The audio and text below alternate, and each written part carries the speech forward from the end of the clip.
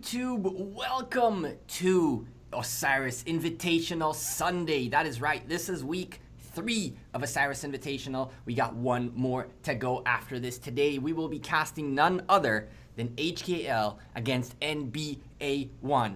The folks in HKL decided they're going to be different and they chose this time to play while the other teams all play at the same time. So hey, as a result, they get to get casted every single week. And this time, they're going up against 422. Kingdom 30 against 422, NBA1. What's up, everybody? Welcome to the stream. I see you guys in the chat. Appreciate you guys supporting the Rise of Kingdoms official cast, as well as the content creators involved in this match. I will be casting with my good friend Chisco Gaming, who will be joining us momentarily. But this week is very important. The way this format works in Osiris Invitational is very simple. Whichever team gets the most points wins the event. Now, the way you get points is by winning the matches. As you can see on your screen, the folks in blue are behind 6-2. And the problem being very simple. With 16 total matches in the event, if 3 red teams win today, this event might be all but over. So the folks in blue are trying to hold on to their event, and they can definitely still make a comeback into this. There's still plenty of matches remaining. The first 1 to 9 is essentially victorious, and there are 8 to go. So plenty of time for the folks. 9 to go, 8 to go. So there's plenty of time still to come back into this. You could still see a 10-6, but this is the beginning of the third round, the first match of the day. The folks of HKL are the champions of the realm of Horus. They've beaten JWM in the final, and now they are here to potentially help the team make it up to the win, essentially. When is Chisco coming? He will be joining us momentarily as the match begins. For now, we're going to take a quick peek at the opposition in here. The two teams playing a 3 billion power alliance with 4 reserves, and a 2.72 billion power alliance with the 5 reserves as well. Kingdom 422 against Kingdom 30. In the chat right now, I'd like to ask you, who do you think will win this match? Leave us a comment in the chat, hashtag HKL or hashtag NBA1. This is for all the marbles. Later today, we will have also 411K going up against OV, which is going to be a very exciting match ahead of us. With that being said, let's just make sure that some rude people don't get to talk in the chat anymore. Goodbye, my friend. With that being said, let's wait a couple of moments. We got about 2 more minutes until the match begins. I see a lot of HKLs on the chat. An NB guy as well. Nice, there we go. I definitely think that this match is up for grabs for anyone. NB need to step it up a little bit. HKL just keep doing what they're doing. Nobody's been able to beat HKL yet. It's kind of nuts. They rewrote the book when it comes to aggression in Ark of Osiris. They rewrote the book when it comes to the crazy psychological game that they play during Ark of Osiris, and nobody's been able to crack the code yet. Can NBA1 be the first ones to do it, or is this going to be a 3rd win in a row and really a complete landslide by HKL? Submit your bet link, says someone in the chat, and that reminds me, I did not do that. That's really a bummer. I completely forgot to do that. Sorry, you should have reminded me that yesterday, not today. Oh well, with that being said, we're about 40 seconds away. Slacker, you're right. You're definitely right. I looked at the link a couple of times and I was like, I'll do this later. Never works. You're right, completely on me. With that being said, again, 30 seconds till the match begins. I see a lot of HKL support, some NBA support in here as well. Don't discount NBA1 just yet, my friends. NBA1 is a team that you don't want to mess with, and hopefully, very, very soon, we'll get to see them at their full force against HKL. The final hurrah. Can HKL lock in this final victory we're about to see in a moment? Happy birthday, Michael. With 3 seconds remaining, let's click out of here. Make sure we can get into the match. Click back in, and looks like we're good to go. Let's go into our casting mode and see where we go from there. Just need to really quickly make sure we're all good. And yeah, let's go.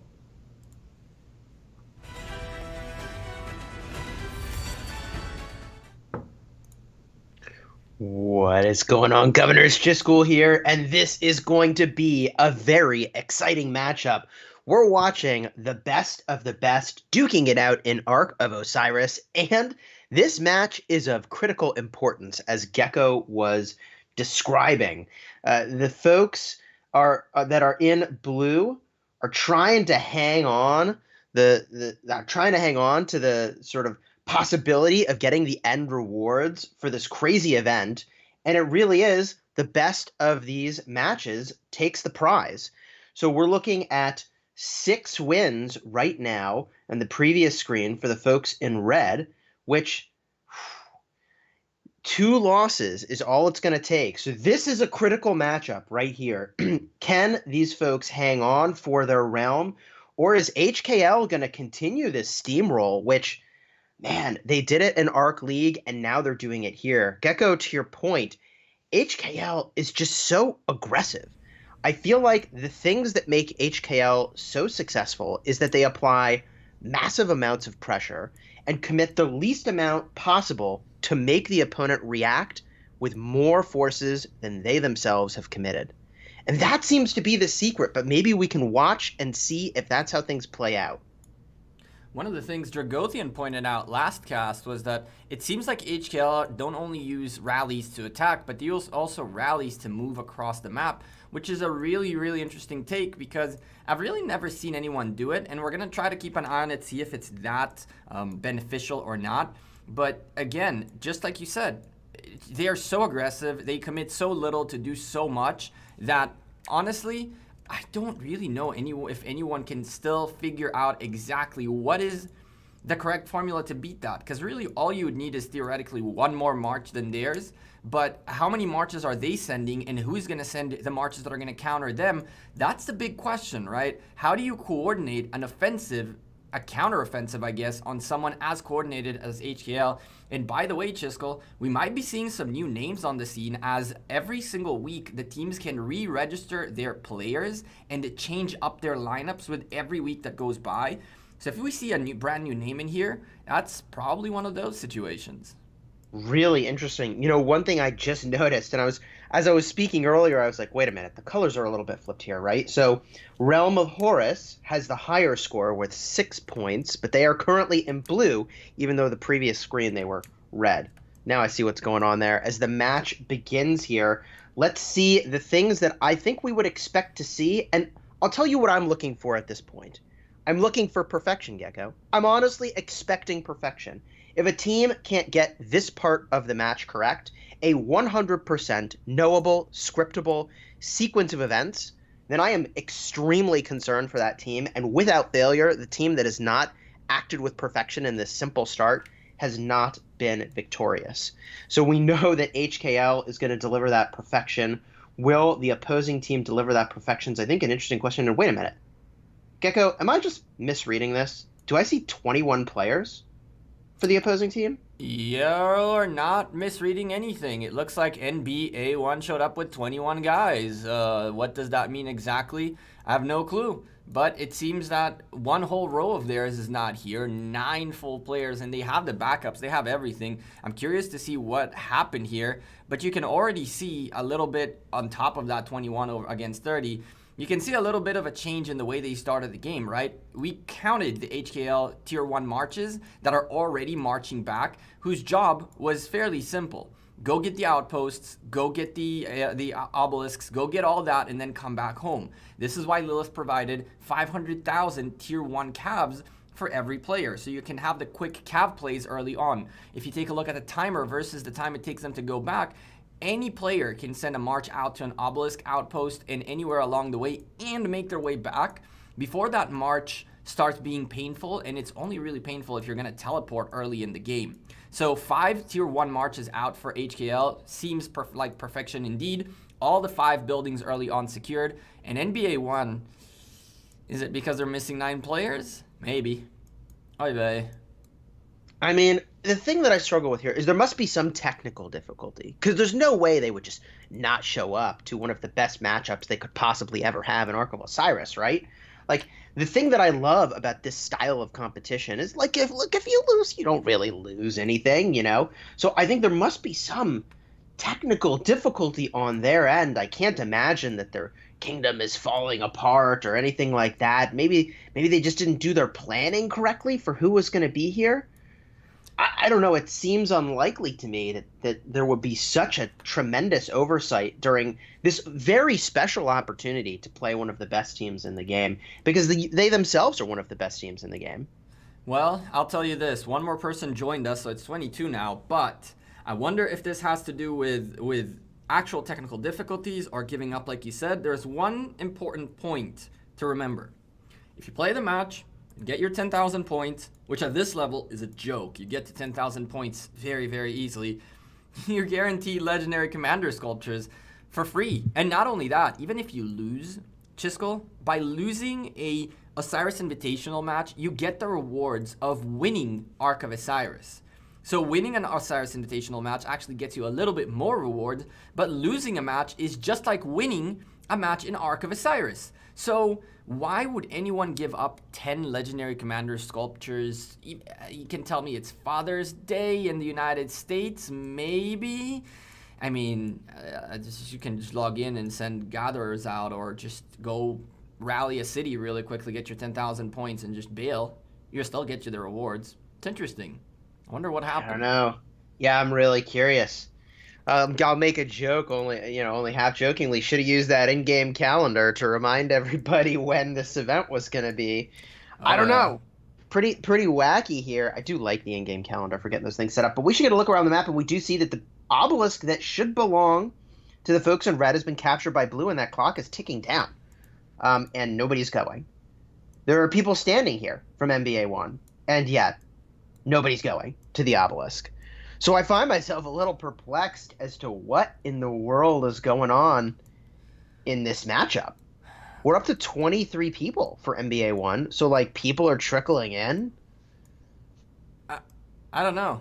I don't know what to tell you. I really don't know what to tell you, but I'll put it this way. It doesn't matter what situation you're in. It feels like, to an extent, you don't want to shame yourself, right? To an extent, you don't want to be the person who never showed up to the match, and you might not beat HKL, and this event might be over for you. I understand all of that, but if this is intentional, it's a bad look. It's a bad look, not because of this team being a bad team, but just because of the spirit of what's the worst that can happen? You're not going to waste a whole hour actually playing this match, right? The worst thing that'll happen is you'll get 10,000 points and then just go open field fight or leave the phone open and go do something else. That's completely fine, but not showing up at all. That's really sounds weird to me. And it doesn't sound like NBA1 either, by the way. It really doesn't sound like them. Yeah, I mean, there must be some technical challenge that they're having. Because, I mean, these players are being sort of honored with the opportunity to compete on a stage that, many players would love to have. And I've said many times that I really do feel like battling against a tough team is when we personally have learned the most in Ark of Osiris with my own team. So to miss this rare and special, tremendous opportunity just feels like such a waste, such a loss for this team. I agree. I definitely agree. And they're not just letting so let's just assume that there's some technical challenge, though. Let's benefit of the doubt here. There's some technical challenge preventing them from getting in. If that happens, there'll be a rematch, right? So let's assume that there's some technical difficulty going on that's preventing them from getting in. There would be a rematch in that instance, most likely, if they can prove that there was, in fact, that challenge, right? And the reason why I just would have to believe that that's the case is because it's not just their own matchup that they're impacting here, right? Their realm needs to get the 8 wins. So I can't imagine that they would say, you know what, we'll just throw this one because HKL is so good. You know what I mean? I would have expected at this stage that actually all of the alliances in this realm would be working together on their strategy. So that as a realm, they could come together, right? Normally you would never share your inner, secrets of Ark of Osiris with somebody else. But look, this realm has got to pull ahead with some wins, or they're going to get knocked out for some big prizes that they all definitely want. Well, I'll tell you this. There's one part that you missed in what you said. That everything you said is completely right, but you missed one thing. it also kind of wasted the community's time a little bit, right? There's a bunch of folks in here in the chat with us. Thank you guys for being here with us today, watching this match, and it's a disappointment to the community too, right? You're part of a big community of players who come to see your achievement as a top 4 kingdom, as a top 4 alliance in Osiris League. You were invited into Invitational. There's 300 plus people watching the stream, and they came in. Some folks are like, well, we came in hyped. This is a waste of time. Let me go do something else.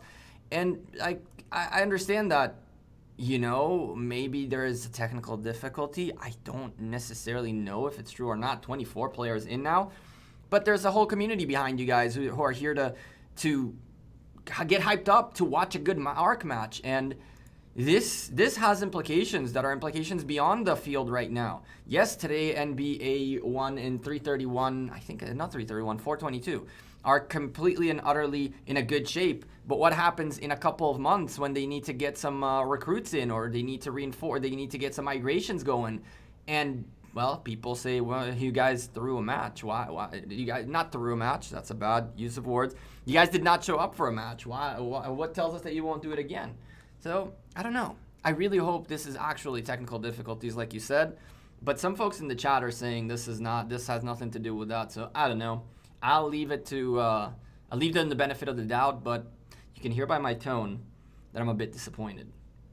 Yeah, I'm with you on that, right? So there's two realms of possibility to sort of talk about here, pun not intended for this. But one is they couldn't get into the match, and okay, so there was a problem. There will be a rematch that's logistically challenging, but totally understandable, and definitely would be a bummer. But it's the real world, and stuff like that happens. So that will be one thing.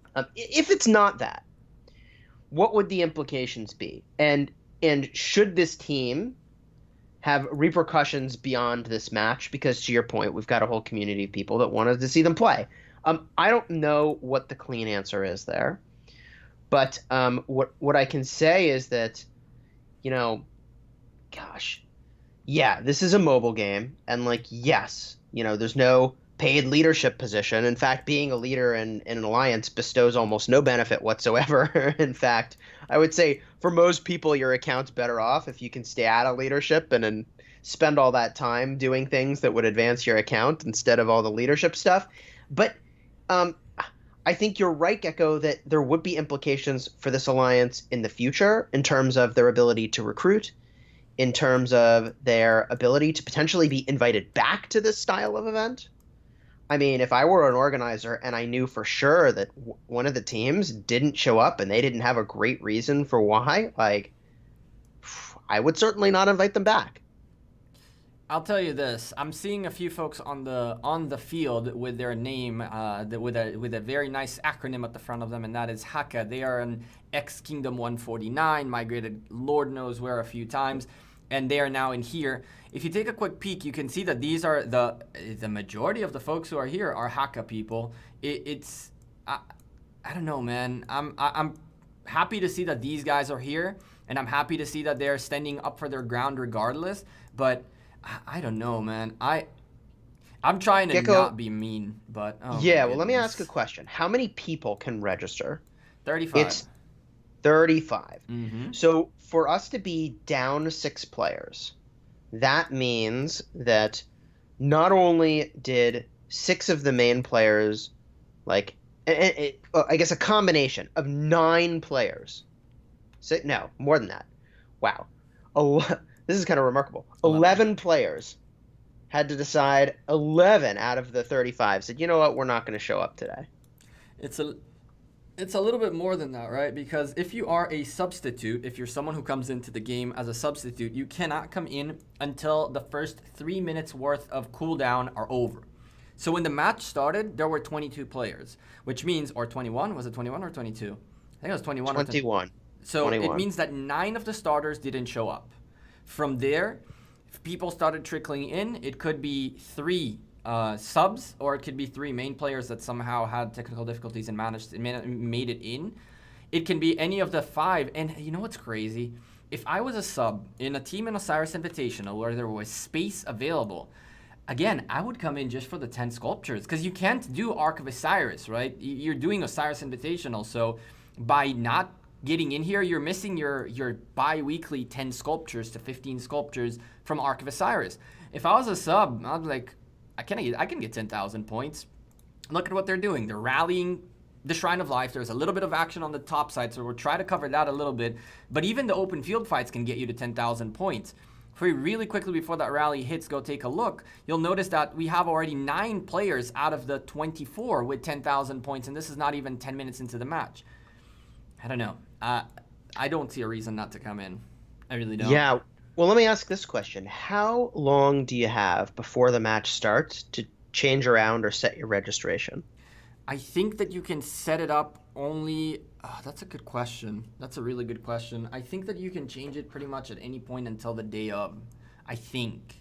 I'm not entirely sure. We made some changes on our team on Monday. So on Monday, everybody came into JWM2. We made a few swaps. We made a few setups, and then went back out. So I don't know when's the deadline for that per se. Oh my gosh, Gecko, let me propose this. Do you think that they forgot that this match was a different time than all the rest of their matches? Ooh. I hate to say it, but here's the thing. Like, look, 25 in, by the way.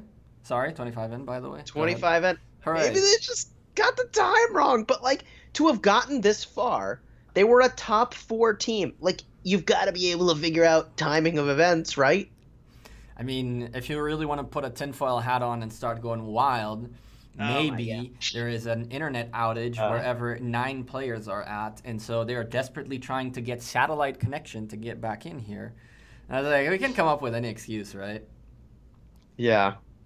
Yeah, I just am astonished that this is what we're watching. Because again, these are extremely well-organized teams. This is a game mode about organization.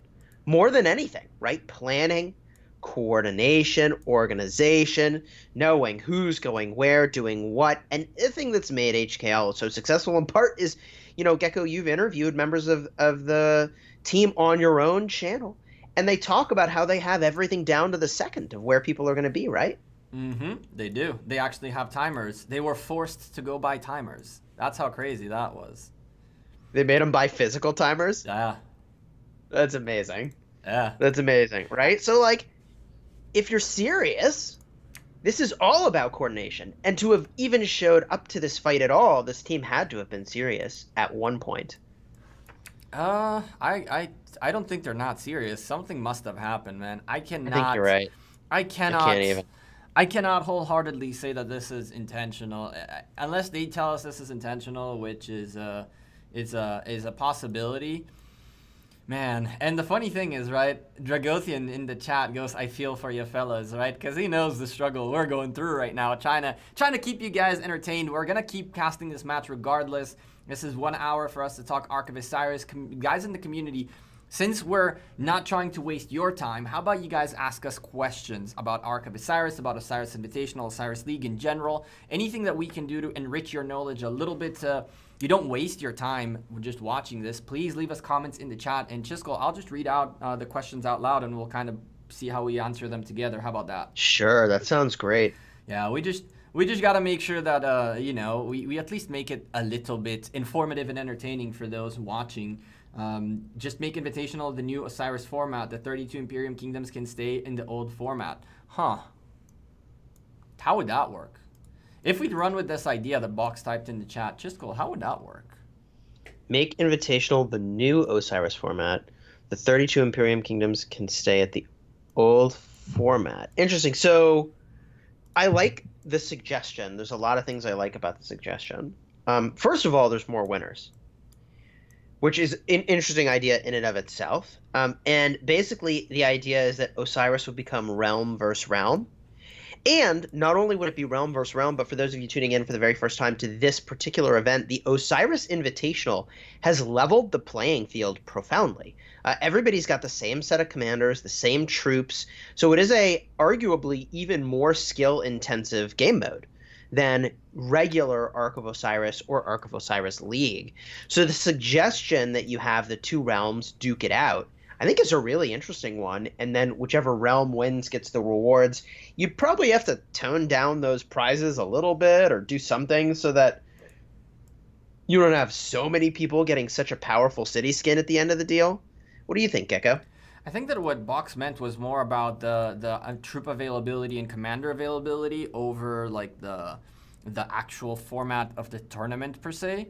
That's how I interpreted it. So I'm assuming that what he means is that's why he said the top 32 Imperium can stay out of it because, well, in the top 32 Imperium you'll probably have teams that have all the troops, all the commanders available. But for those who don't, make it so that this is Ark of Osiris from here on out. You have the set of troops ready to go. You have everything ready to go. And, you know, I like the idea and I dislike the idea. I like the idea because because personally, for example, I don't have all the commanders and it's really nice to have them. I dislike the idea because there's no personal loss if you do something with your account that you shouldn't be doing or if you're in a tough battle. And that's like a good and bad thing, right? If you're in a big KVK where you're losing all your troops, then your Ark efforts are screwed. So when you're doing KVK, you also got to keep in mind that you have Ark in the background. So some folks say that's a bad thing. Some folks say that's a good thing. I like that accountability. I like the fact that, you know, if you want to do good in Ark, well, you're going to have to make sure that in KVK you're not just balling out. And if you are, you're just going to have to get your troops back quickly. What do you think? Yeah, I think there's definitely pros and cons. I like the direction of going to a more skill-intense format rather than account-centric format. And to your point, Gecko, I like, however, that the element of reward for having collected, that's something that I've always loved about this game, and I generally love games in which I kind of collect stuff. But, you know, look, you're collecting troops, you're collecting commanders, you're leveling them up, you're collecting gear and equipment sets and all that good stuff. And I do like the ability to then go and use that in a game mode. But I also really do see the virtues of having a situation that is more esport-like, where it is purely skill-based for who is going to win, and I could see both of those being interesting. I personally kind of like that, you know, this showdown of cross-realm where we say, hey, which realm is the best, which alliances in those realms are the best of the best, is pretty cool. I don't know. I think I would not at all be opposed to a world in which Arc League is replaced by this format, where everybody's got the same building blocks. I think that would be very engaging for folks. So, someone asked in the chat, do these matches include Max Theodora and YSS? Mark, it does not. These matches do not include YSS or Theodora. You only have the commanders up to that point, and they're again all expertise, all nice and gold. And the only really annoying thing is if you need to switch alliances to play the game. Every time you switch alliances, the skills reset, the talents reset, which is such a pain in the butt. No, Dragothian, there are no marches of HKL and NB's gates yet. NB are not like out of it. NB are, I mean, they're out of the match, right? They're not winning the match, but they're not out of it. You can see there is fighting going on. They're taking back their Shrine of War consistently. They're taking back their Sky Altar consistently, even though now it's a little bit defended. They are trying to get something done. The 26 players now on the field. If we go take a look at the rewards portion of it, it looks like what? Ooh, did everybody get their 10,000? Not yet. 22 of the 26 got their 10,000. Someone literally just came in here right now. There's two more people very close to their 10,000 points. You know, sorry, I didn't mean to cut you off, please. But what you're pointing out, Gecko, looks to me like they got the time wrong. If 5 people have showed up since the start, which is what's happened, and they keep trickling in, oh my gosh. I wonder if they just got the time wrong. Maybe. Someone asked if VIP works in Osiris Invitational. Adriel, that's the only thing about Osiris Invitational that isn't balanced per se, because yes, VIP does count for Osiris Invitational. So if there's anyone here who's not VIP 16, cough cough myself, then it's a little bit of a disadvantage for me and my team as well. Yeah. You mean 17, right? Aren't you 17? No. Or approaching 17? I'm approaching. Listen, my man, I'll get there when I'll get there. Okay, I'll get there when I'll get there. It's a marathon, not a sprint. I agree. It's a marathon, not a sprint. So, and to that end, there's not that much benefit. So, look, Gecko, to your point earlier about how like the collection is really valuable and it makes it kind of fun and rewarding to be in this game mode, which that you benefit from having a good collection. I think there is still some benefit for your collection, and that's your VIP, even if they were to use this format for all of Osiris League as an example. Not that big of a difference. 5% to all damage is definitely a big difference. But we're seeing on the screen something really interesting. This is what Dragothian was pointing out. Unless this rally actually goes towards the obelisk, a rally just broke here a couple of moments ago, right next to the Sky Altar, and it was a transport rally. So it was the first time I actually noticed it, that they made a transport rally happen. And that transport rally came in just in time to reinforce the Sky Altar that's getting rallied right now by Dr. Miracle from Haka, and he is also swarming the heck out of this. But because they launched a city rally to essentially break it right next to the Sky Altar to fill it with reinforcements, they brought in 4 marches pretty much together for free to refill this building, and that's how it's holding, and it's holding really well. Now, it's funny, right? You would think that NBA1 are out of this, right? But someone very cheekily went for the outpost of Iset up on the top. They're showing they got some life going on. Man, I'm so mad. I'm so mad. Gecko's like, I'm mad. What expression does an angry gecko make? So did you not see me do Garden of Infinity yesterday? Oh gosh, that's how it looks like. Yeah. I went off of Tilt City. That was like straight off the cliff, head first to the rocks down below. I didn't even care. I was like, F this is just going down.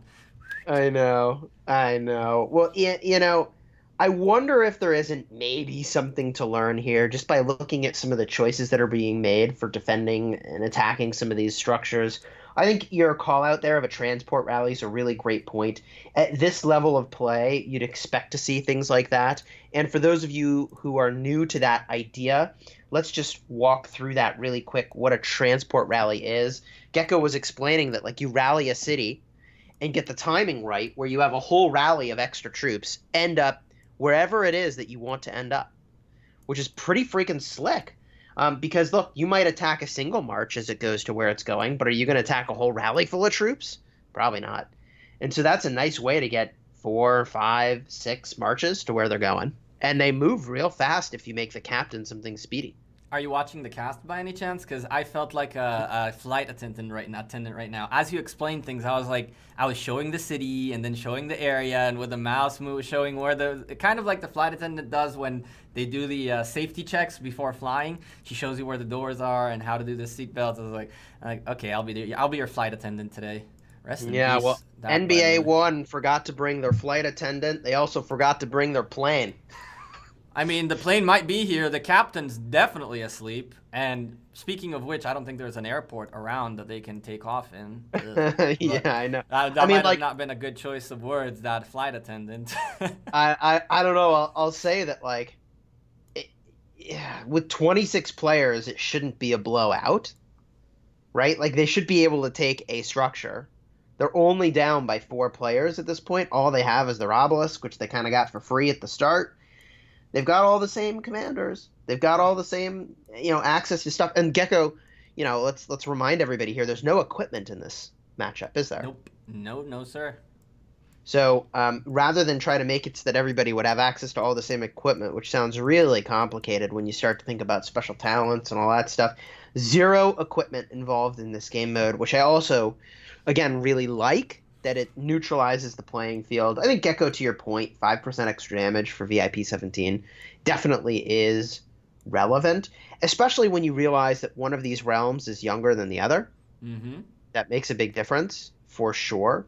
I don't think it's going to be the sole difference maker, however, especially because we see, well, I don't know if that's necessarily true, but, one realm is winning with 6 matches, the other realm 2. But what's interesting isn't it the same alliance that has won both of their matches for this realm? I'm pretty sure if I get a quick look here at the score, 411K won their matches. 411K has won both of their matches. Mm-hmm. So, they're 411K having an opportunity really to shine here. And remind me, who had first and who had second in that realm? 411K had first, and I believe they beat FN in the finals, I believe. I'm pretty sure it was FN against 411K, and 411K are the champions.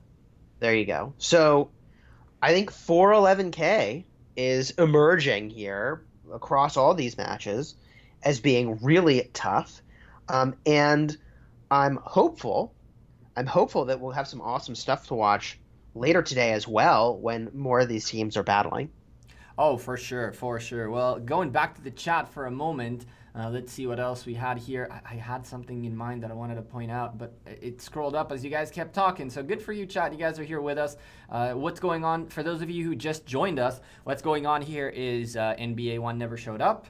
The part of that I wanted to mention was that someone said here that NBA1 is missing entire Fury team. Now, I don't know what that really means, but if there's like a Haka team, which is who they are here, the folks from Haka, and then there's Fury team, guys from an Alliance Fury or something like that, maybe that's what happened. A whole group of players just didn't show up. So that's an interesting comment right there. Dragothian really enjoyed our flight jokes, and he even pointed out that if anything, passengers didn't show up for the flight. My man, I don't think there's flights flying anywhere at this point in time, especially with the current situation. 7 teleports for HKL. You know what, Jiskel? This is the first time, I gotta say this, I think that HKL are not playing fully. Like, usually they've told me, like, even if the match was one-sided, they always play to their max, to their full extent, to guarantee that they are in tip-top shape. But I have a feeling HKL today, just for this right now, either don't really care too much, like are taking the foot off the gas, or maybe these extra teleports are because they picked up the obelisk very early on and have had 3 obelisks since the beginning. They do have folks who haven't teleported yet. There's 3 more remaining and 5 teleports available, so you'd think that they might have done this if they were like super hyper optimized, which they are in the regular gameplay. I think that this is the first time we'll see HKL just cruise through as they have 30,000 points worth of a lead. Someone asked in the chat too, how many points do you think HKL will get to, Chiskel? Oh my gosh, I don't know. This could be an extremely high-scoring match for them, which is fairly remarkable. And to your point about capturing the extra obelisk, I think they got first capture with the 5 teleports as well. So that could be why they've got sort of a teleport-rich environment here for them. I don't know. I do see that the Shrine of War has been taken back by NBA1. And I'm surprised they honestly don't have more presence there. They must be trying to take a couple things at the same time. If you were in this position of getting pinned back to your obelisk, I think you go one structure at a time to try to make your way back onto the map, perhaps. Alternatively, the viewpoint I like to often share is that when you're losing, and in this case they're losing by a lot, you've got to take some high-risk plays. I don't know. High-risk plays. I'll tell you what's the highest risk I would take right here. 5 marches, straight down to a blue building, go hit the building till you run out of troops, get your 10,000 points, and move on with your day. I'll tell you this, and this is, like, I'm in the spirit of competition and fighting, but at the same time, you don't want to waste everybody else's time, right? If this is not going to be a thing and this is not going to get played and people are not showing up, HL now are having fun just to not waste their time, essentially. But I wouldn't even bother trying if we don't have a team that wants to try, right? When we're missing 4 folks. Again, there's someone in the chat. Now, I cannot verify, confirm, nor anything whether he is from 422, whether he's just making things up, or it's just decided, or he knows what's going on. Chat, that's a good one. Let us know in the comments. Tiny Rick started this off. Let us know in the comments how many points you guys think HKL will get to, and whoever is the closest, we will pat on the back because we can't give you anything really. But but it'll be pat on the back. It'll be pat on the back and good for you on the good cast. For you on the cast. Max JX said some drama happened in 422 and NBA became hostile on Fury team. I don't know if this is true or not. You think they got some kingdom drama? I don't know. I'll tell you this. While we were talking, I went on my phone to 422 to kind of see what's going on out there. And it seems like everything's okay, but, the iceberg is usually much deeper underwater than it is above it, right? Oh my gosh, kingdom drama, man. Civil War This for me to is so cover. much drama in so many places. I wouldn't know anything about that. Civil War video, hit me up. Oh my God. Oh my gosh. You know, there's a lot of different opinions and a lot of different perspectives, and it's hard to get a kingdom of 1,000 players to all agree. Oh And some of yeah. these bigger kingdoms, right? The ones that are certainly playing on these stages most likely have an upwards of 1,000 players in their kingdom that are super active. 1,000 players is not necessarily the problem, right? The problem is when you have three alliances that are the size of full kingdoms, and then all of a sudden it's not like, all right, well, at this point, here's the deal: we're stronger than you, and therefore we make the rules. There is enough people in here and enough force in here that it's mutually assured destruction, right? So when drama happens, it can't be fixed by just zeroing each other out. It has to be either fixed diplomatically or it just doesn't get fixed, and it just causes more and more and more and more issues, drama, and bad blood altogether. I was like, Yeah, have you what? ever seen a 93, a 103, a 118, a 422, a 411 Civil War it out? No, you can't do it. Yeah. I mean, I think that mutually assured destruction idea frequently refers to the concept that you actually neither side can engage in the conflict that you would have engaged in because it guarantees the demise of both sides, Yep. right? It's actually a tactic you can use to get out of a difficult situation. If one side has an advantage, you create a world in which there's mutually assured destruction. Not that I think that's a particularly bright topic, but for a mobile game, like you even This is things out fine. so that talks are necessary. This is fine. I always refer back This is to the fine. meme Yeah, with the that's what house I'm burning thinking. down. Yeah, It's this like, this is fine. this is fine. This is This okay. is this is totally fine. It's totally fine. That meme is super appropriate. I'm sure we'll see that show up on Reddit in description of the folks from NBA1 here. Oh my gosh. So 26 folks still for the team in red. hey, but again, 26 folks that are gonna probably get themselves some sweet, sweet legendary commanders and a nice little Oh set of yeah. rewards. Two of them still I, need to get there, but they got 20 minutes to do it. I mean, it's less about the 26 that did show up and more about the 9 that didn't. Yup. Oh yeah. Or I guess 11 because I can math. Twice I've done that. No, 26 to 9. You're right. It was 24 when you did the math last time. You're Oh, you're, okay. you're good. Chat, All right. chat. Forgive Shiskel. It's early. Let the guy breathe for a bit. Oh man. Someone I said don't in the know. chat, 59, 46, or 93 Civil War. Hell, no worse. Hell, that's no worse than World War III. I agree. It's mutually assured destruction for sure. But the good thing about Rise of Kingdoms, right, is that it won't spill into a different kingdom. It will just be contained within the kingdom that's fighting. Speaking of civil wars, since we're already on the topic, uh, do you think that something's gonna come out of this? Do you think that this is gonna cause issues in 422? It depends on what happened here. So, one thing that some kingdoms do, and I think this is a good idea, okay, is they might field multiple teams during the Ark of Osiris League, Which they did, and then by the way. and then there's a midpoint where you can adjust your roster. Mm-hmm. And it's almost embarrassing to say that we didn't do that when we were in Kingdom 39. There were multiple league teams. We could have put people from, the second and third teams onto the main team because usually there's a bunch of really good players there and you can make a stronger team overall, Yep. assuming you don't mind, asking some people to depart from the team to make a better team overall. And so maybe a part of what's happened here is they combined a bunch of teams together and something isn't gelling. So, you touched on a really, really, really sensitive point because in JWM2, we actually went through this.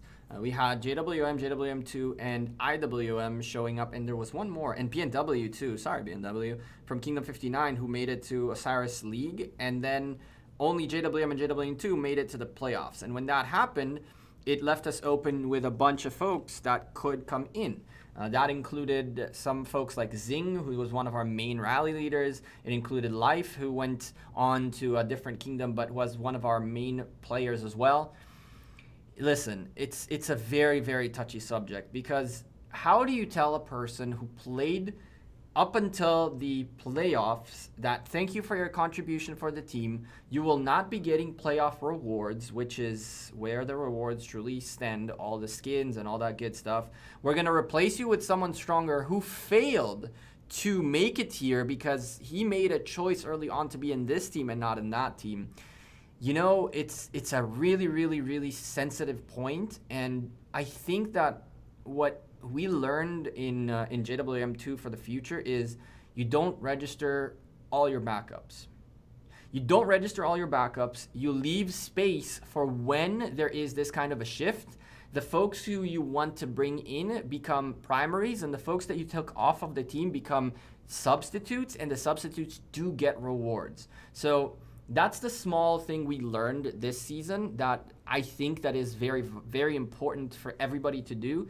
If you are in a situation where you're fielding multiple teams and you're hoping that one of them will make it through, then make sure that all the teams have a little bit of space that will respect those who made it to the playoffs. And even though they're not strong enough to continue going, they can still get the rewards that they worked very hard to get to, you know?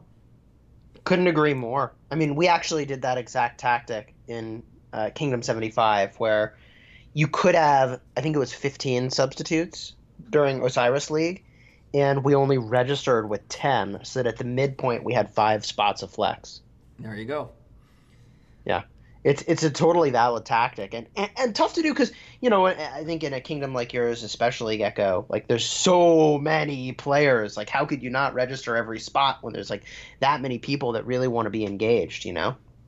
The answer to that is you make a ton of shell alliances with max. Because the only thing that's bad, that doesn't work, the only thing that makes you not be able to be good in Ark of Osiris theoretically as an alliance is alliance tech, right? So long as you have max alliance tech, you're good to go. Even if you have flags like just enough for 30 members, that's all you need. But essentially what you do in these kinds of alliances is you make more and more shell alliances where you put your farms in, and those farms help build up those alliances into being fully Ark alliances. And then the day before registration for Osiris League, your big alliance breaks apart into 4 or 5 different smaller alliances, and you register that way, essentially. That's the only tactic that I feel like would work. But in a kingdom, wow, look at how fast that rally is marching. In a kingdom like 93, for example, that's impossible because they have 20 alliances that are just like insanely strong, you know? So I understand. It's not easy. It's not easy. Yeah, well, this is something kind of worth talking about, though. And there's a weird dynamic we should discuss, which is that in most kingdoms, one alliance is the more dominant alliance relative to the others. But they still can have the same number of Arc teams register as everybody else, and that's 1.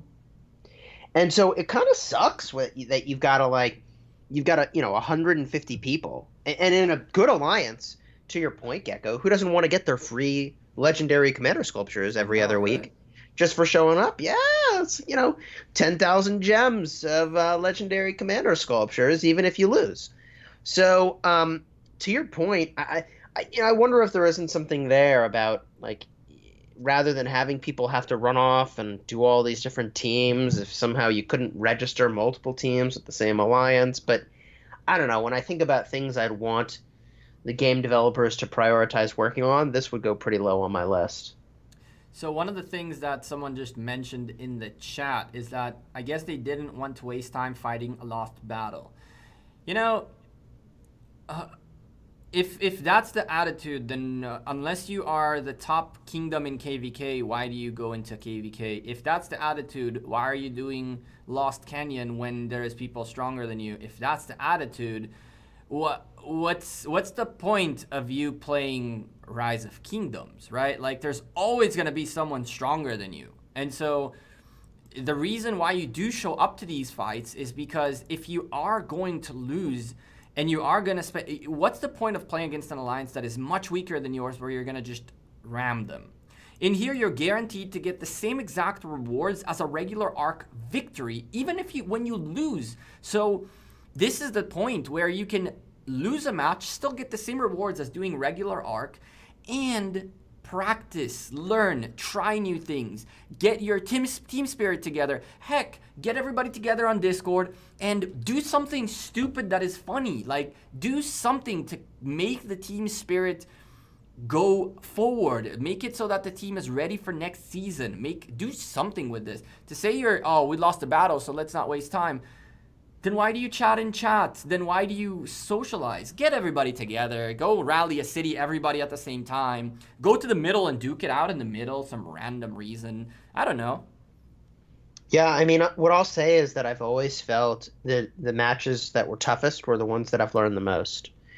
And so what I think I was sort of alluding to earlier, and maybe I'll be more nail on the head now, is that, look, HKL is arguably the single best Ark of Osiris team around. Nobody's been able to prove otherwise so far. And so if that's the case, how could you forfeit such an unbelievable learning opportunity for your team to battle against them and see what they do and to try to beat them? I really do feel like the matches that I've lost are the ones that I've learned the most. And I've lost and I've learned. And every time we lose, our team gets so much better. To the point where, look, I used to post Ark of Osiris matches on my own YouTube channel, and I stopped because I realized, A, I was giving away way too much information about what we were doing. And B, as I was just watching other Ark of Osiris matches, like, oh my God, I was learning a ton from how they were talking about it. Oh, yeah. I didn't know. I mean, sorry to cut you off there. It's just like, listen, I used to watch you do that, and Ronnie still does it, even on Osiris League, and I'm like, why are you giving up the house? Why are you giving up the house? Even if you mute the Discord, which I know you love doing, it's too much information. It's too much information. I see your markers. I see where you play. I see your timings. I see everything. I can tell you that there are so many teams. I mean, the folks of HKL said it themselves. Like, they went and looked at P245's way to play, and they kind of imitated that a little bit, and then they went to look at the casts. I mean, if you are a leader or someone in the team, this is why I don't post my POV. This is why when I did the first time ever, I showed my POV was in a summary video where I kind of showed a few things that happened. To show your POV is essentially like shooting yourself in the foot. And I don't know why people do it, but that's why we're here. We're here to cast, so we are overwatching, and we don't have internal information on the strategies and tactics. And for the record, when I cast arcs, some people think that it's a good idea. So if they give me more information about their arc team, I will definitely go cast them. It's the other way around. It's the teams that I don't know anything about are the ones that I like to cast, because if I know your strategy, the likelihood of me saying something during the cast that will potentially compromise your strategy in the future is something I really, really, really don't take lightly. And so I rather not even take that chance. It's also, by the way, when I do KVK videos, why I post them at least 2 to 3 days after things happen, because I know things that if I say them the day it happened or the day after, it'll compromise the fight. What I love about this game is that there's so much depth. Oh yeah. That there's so much depth to things that are happening that I can't emphasize enough that sentiment you just shared, that sometimes you've got to delay when you post or say something, because I'll make a video on my channel. I'm sure you experience the same thing, where someone follows up and takes an action or reaction. I mean, heck, I was live streaming my Kingdom versus Kingdom, and one of the opposing kingdoms said they were like watching the chat in like the 3 seconds that it popped up on the screen, because I normally have it blocked, and I went full screen for the chat view. It was just unbelievable how much is influenced. I've been saying that for months. I'm like, I don't know why you guys do your KVKs live. All you're doing is literally showing the enemy what's going on. And even if you mute and even if you block, at the end of the day, when I see someone like you and you're a leader in your kingdom, that you start making a move towards a certain place, it's not that you're making a move as a foot soldier. You are a leader, and therefore I know that if you're going that way, even if you're alone, very soon the rally will get there. Very soon the open field fight will get there. And so, yeah, I don't know why people do it. I'd rather delay. It's so entertaining, though. Osiris Invitational podcast with Gecko and Chiskel, said Dragothian. Dragothian, does want to hop on the call? We got I mean, 10 minutes to I, go. I was gonna say, when we saw this start to unfold, I was really not at all worried about being able to find stuff to talk about for the duration of the matchup because, unfortunately, we don't get to talk about intense Osiris gameplay, but fortunately for the chat, we get to answer your questions. So if you do have questions that you'd like us to address, we're happy to do that. We've been doing a little bit of that now, and I'm having a great time, quite frankly. I agree. We also don't get that much time during the week to chat, really. You got a lot of people think that making videos is just like, oh, they recorded their screen and then they said something and then they posted. How much work does that take? But when you have a job, a kid, a family, and you have to do this as a full-time job as well, time is very, very scarce. So to find an hour to just chill and kick it with you and with the community is by far the best thing I could have done with this 1 hour instead of being at work, quite frankly, because I should have been at work. Well, okay. So I think this is definitely it's definitely relaxing for me that NBA1 has gifted us an hour to just kind of hang out here and Yep. chill. Because you're right. I think there's a rule of thumb in business that for every hour of meeting, you should have 4 hours of preparation in order for that meeting to be a good use of time. And I'll whether or not you agree with that rule exactly as I've shared it, I'll say for content creation, for every hour worth of content that we put out, I'd say it takes at least 4 hours of editing and making the thumbnail and figuring out what the title should be and all these other things, responding to comments and so forth. So, it's an extremely time-consuming process. Man, I feel like you're lowballing a little bit. 4 hours is very kind. It depends on so much, right? If the content is one that requires a little bit more of your attention, more of your edits, more of your... I think that 4 hours is a good point. It's a good point to start at, but I can promise to you guys that some of us have spent much more than that on one video. Not necessarily every day, but we've definitely spent... You think that replying to comments is just like, oh, let me just sit here and refresh and wait for the comments to show up.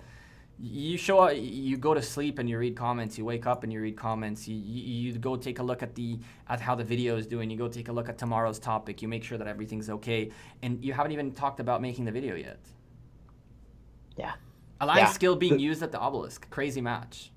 Dragothian's sarcasm today is unparalleled. That's for sure. I thought for a moment they weren't going to get their obelisk back, which was kind of funny. But what is also funny about that is that so many people have teleported to this one obelisk. There's nowhere for anyone to teleport, most likely, anymore. I don't know if you've ever had that problem before. We've had that happen in practice matches where we've got a whole bunch of people testing at one obelisk and everybody teleports up and then we run out of space. Well, there's the trick that we usually tend to do is I usually don't get enough people on a match to do that. What we do is you have 3-4 alliances that can do practice matches. So why not, do 10 people on this alliance, 10 people on that alliance, and only when we need a full roster of people, then we all get together. That way you don't run into these issues, right? When you have enough shell alliances, you can do that. Well, speaking of issues, they just lost the obelisk again. Oh no, there was only one march. Cry me a the river. obelisk. But Shady said something interesting. Auto-declare match winner if a team is missing X number of players for X minutes. Better than this joke we're watching, to be honest. Make it look similar to... I'm not going to finish that sentence. But what do you think about auto-declaring victory to a team? I don't think we should do it. Because we've seen, I think it was Kingdom 93... show up to a match with 26 players for whatever reason during an Arc League playoff and win anyways. Okay, so let's rephrase that thought. How about not only the players missing, but potentially if a team doesn't own any building for X amount of time, or if a team has all of the points per minute on the map for more than X minutes? So it's an interesting idea. If you were to do that, it would have to be based in some of the achievements. I think there's an achievement for winning by 50,000 points. And so if you were to do that, then I think it'd have to be cut off at the point of that achievement, so that that achievement would still be obtainable. Huh. I like that. I like that train of thought. Yeah, there's some wacky Ark of Osiris achievements, by the way. I don't know if you've looked at that recently. I have There's a not. bunch for carrying the Ark, which is kind of a nice reward for the Ark carriers in your team. That like they're gonna get that achievement. There's rewards for gathering during Ark of Osiris matches. We had one Ark match recently that the matchmaking seemed like it was a bit off. It was a kind of a landslide for us. And they thought that we were being a little rude gathering at the end, but like everybody went and started gathering, but it was because someone had said in voice, like, "Oh, did you know if you gather more than this amount in an arc match, you get an achievement?" And so like everybody went and started gathering. It's pretty wild. There's a whole bunch of arc achievements that are kind of worth striving for. Well, I wonder if you can get arc achievements from practice matches. I don't think you can, but I That don't sucks. know that you can't. I never carry the arc, so rest in peace that achievement. Ooh, I actually did carry the arc, but not on the main account. Huh. Well, I guess I need to speak to someone in management. I need to carry an arc, JWM. Make it happen, please. Okay, so if you were to carry an arc, Yes. what are some of your favorite arc carriers? Are you kidding me? I'd go with a nice little Dragon Lancer with Lancelot, tier 1 cabs. Wait, are you being serious? No, I was waiting to see how long it would take you, how long of a break you'd take. Gecko, look at that dodge. I was like, Gecko, tell me what your alliance thinks is the best carrier, and he was like, nope. I not nope, but I saw an opportunity to mess with you a little bit. I was like, I wonder how long it'll take him to go. Are you serious? Right off the bat. So Right off the bat. So Dragothian goes Bell Sirius CC. It makes a little bit of sense, Bell Sirius CC, and I would probably take that pick too, just because both of them are expertise compared to like Bell Sirius Takeda or Khan CC that I'm seeing, because I don't have either Takeda nor Khan expertise, so that doesn't really work for me. I'll tell you what though, it's funny because at some point or another, you're going to get to a point, and if you watched my video about our match last week, you're going to get to a point where it's like, get the arc, get the arc, get the arc, kill the arc carrier, get in the building. Like, it's going to be a crazy arc carry. And at that point, nobody really cares about what you're carrying with. I've seen people carrying with infantry, with archers, with cavalry, with tier 1s, tier 2s, or tier 3s as well. Because when it gets crazy, you just pick up the arc, carry the arc, deliver the arc at all costs. So I think that the only time I'll ever get to carry an arc is in a crazy situation where I'll manage to pick it up with like a random Artemisia march that left the building to go help the arc fight and randomly get it and get in. Other than that, I don't think I would even create a preset to be an arc carrier, because that's just not my role. Yeah, interesting point. Really interesting point. And to some extent, if it's going to be crazy in the middle, which, like, spoiler alert, it will be, do you have a dedicated carrier who's focused on that? Or do you just have all around great marches to battle in the field? And I think a little bit of column A and column B is right here for, a team like JWM, where everybody's got almost every commander expertise, and I know I'm exaggerating. Look, you can have a lot of beaters in the field and do really, really well. For your average players, look, you probably don't have, 12 or I guess 10, plus legendaries expertise to bring to the field. So, you could bring a few choice epics that would be good for carrying and maybe have a march that's leaning toward that activity. I'd say that the JWM2 team is ooh, the game got stuck at 1 minute remaining, but I think that the JWM2 team is a bit more of the regular team than the JWM main team, because we don't have players with all the commanders, and even not everybody's level is VIP 17, right? Example, myself, right? And so I think that the one thing that Ark of Osiris is slowly changing into is role-based players. Folks back in the day, it was like, let's get the most power in here, let's get the most power, let's get the most power. But the most power doesn't mean that the right commanders are available. And I think that the elite teams are starting to realize that what they want is not the most power, but specific players with specific commanders to run specific roles. If that's how you approach it, then can we get in really quickly to see the stats? I really hope we make it. Got a few seconds to 2 get seconds. in. Worst case, I've got them. 2 seconds, bam. And GG's to HKL. Chiskel, no comments. What do we do here? Well, let's see here. NBA1 is the MVP. I love it. MVP. Yeah. Oh my gosh. I wonder if their city was hit or something. Probably. Yeah. So, I don't know. They're kind of a remarkable amount of kills for NBA1, but they did have 26 players in the matchup here. So it's not too unexpected, but yeah, I'm not sure how much we want to talk about this scoreboard. I mean, what can we say? 38 teleports to the 18, 35 to the 15 occupations. They provisioned, so good for them. 2,400 points means essentially they held on to their obelisk and maybe a little bit more here and there. 76,000 points. Who had 76,000 points? Let's go take a quick peek. I'm scrolling up to see. I saw 72. I saw 75. Interesting. 75 is the closest one I see here by Sam. Sam, congratulations. You get a pat in the back. There you go. I patted the mic for you. I hope that didn't blow you guys' ears. And yeah, I mean, 469.0 is a very interesting number to pick. Those are all tier 1s. I doubt anyone used speed ups to heal tier 5s, because spoiler alert, like you like to say, you can use speed ups to heal tier 5s in this game mode. I don't think anyone really does that, but people do like to troll with the occasional tier 1 heals. Well, what do we say about this, Chis? I think we say that hopefully the next round of matchups coming up shortly will be action-packed and close matchups with a lot of excitement. I expect they will be, because if any one of those teams loses for the realm of Anubis, they are going to be in a tough spot, and they'll be really interesting to watch, because this is now make or break for that realm. And what I have to say is, Chiskel, thank you very much for casting with me today. It was fun for us to chill and relax and talk about, and really kick it and talk about everything across the board, Rise of Kingdoms.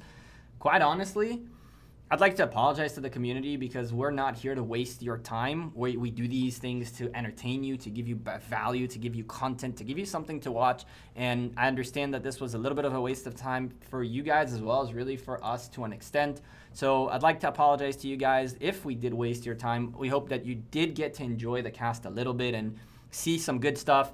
OV versus 411K should be definitely much more interesting, and Dragotian will be taking care of that in about an hour. I have a match to go prep to. Chiskel, thank you very much, my man, and I'll catch you next time. Hey, take care. Thanks for having me, and happy Father's Day. Happy Father's Day to you too.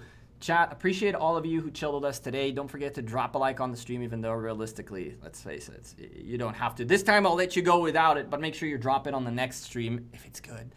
With that being said, I'm Gecko. That was Chiskel. Apologies again for a little bit of a snafu that happened here. We did our best to keep you guys entertained, and I hope you guys can appreciate that. We'll see you guys in the next cast in about an hour. Well, I'll see you guys next week. We'll be fighting against NCB for potentially winning. Realm of Horus needs 2 victories out of the 3, and it is done. So with that being said, thank you guys very much for watching the cast, and we'll see you next time. Take care.